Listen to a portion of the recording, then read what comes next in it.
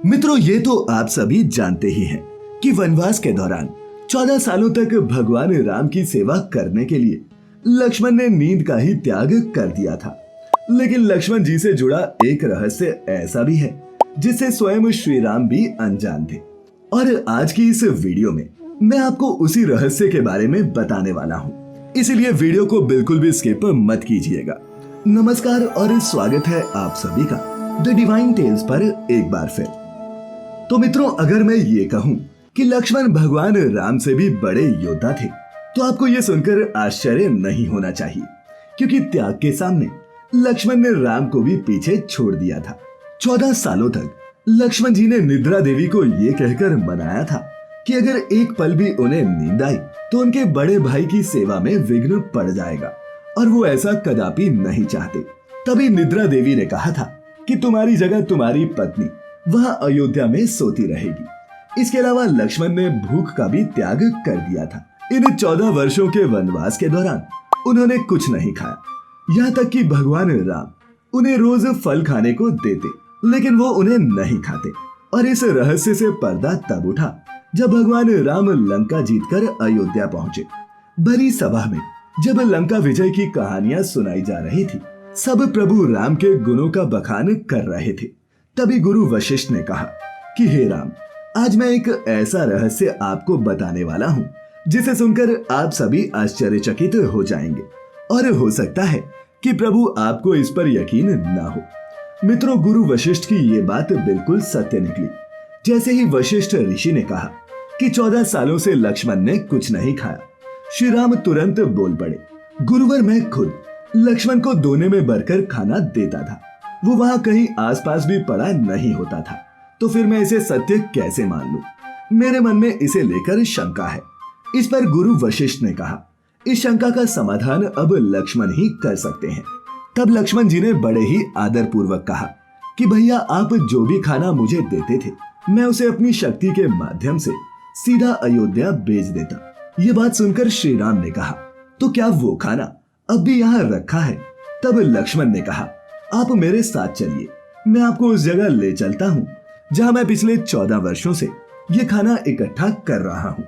जब श्री राम उस जगह पहुंचे जहाँ लक्ष्मण ने ये खाना रखा था, वहाँ वो देखकर आश्चर्यचकित हो गए, क्योंकि वहाँ दोने का ढेर लगा हुआ था। लेकिन जब उन्होंने उनकी गिनती की तो पता चला कि 14 सालों के हिसाब से इसमें 4 दोने कम हैं।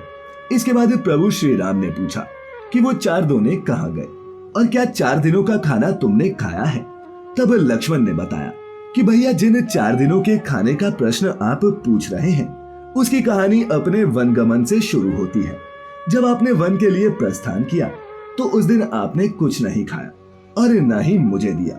इसके बाद जब हमारे पिता राजा दशरथ की मृत्यु का समाचार मिला तो उस दिन भी आपने कुछ नहीं खाया। इसी तरह जिस दिन दुष्ट रावण ने माँ सीता का हरण किया उस दिन भी आपने कुछ नहीं खाया, और जब मुझे शक्ति बाण लगा तब भी आपने कुछ नहीं खाया। इसीलिए इस ढेर में 4 दोने कम हैं। मित्रों, लक्ष्मण के ये उत्तर सुनकर भगवान राम निरुत्तर हो गए।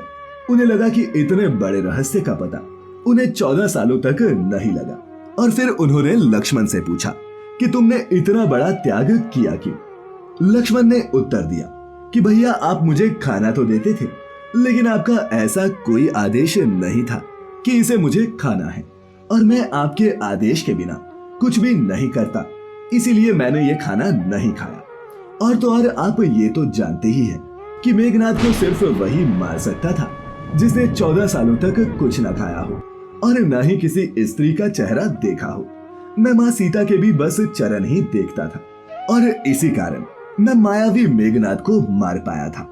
मित्रों, वीडियो की शुरुआत में हमने आपको बताया था कि लक्ष्मण श्री राम से भी बड़े योद्धा थे, और ऐसा हमने नहीं बल्कि स्वयं श्री राम ने कहा था। दरअसल जब विभीषण श्री राम की शरण में पहुंचा तो हनुमान और सुग्रीव ने कहा कि हो सकता है कि ये गुप्तचर बनकर आया हो, इसीलिए हमें सावधान रहना चाहिए।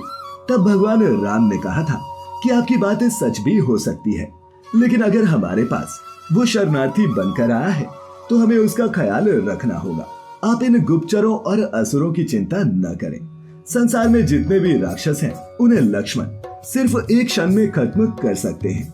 तभी तो कहते हैं कि भगवान राम सी मर्यादा और लक्ष्मण सा त्याग हर किसी के अंदर नहीं हो सकता। तो मित्रों, आज की इस प्रस्तुति में इतना ही।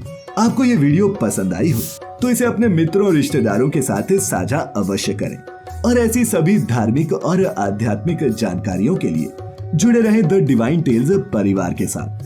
तो मित्रों, फिलहाल आज के लिए बस इतना ही। अब इजाजत दें। आपका बहुत बहुत शुक्रिया।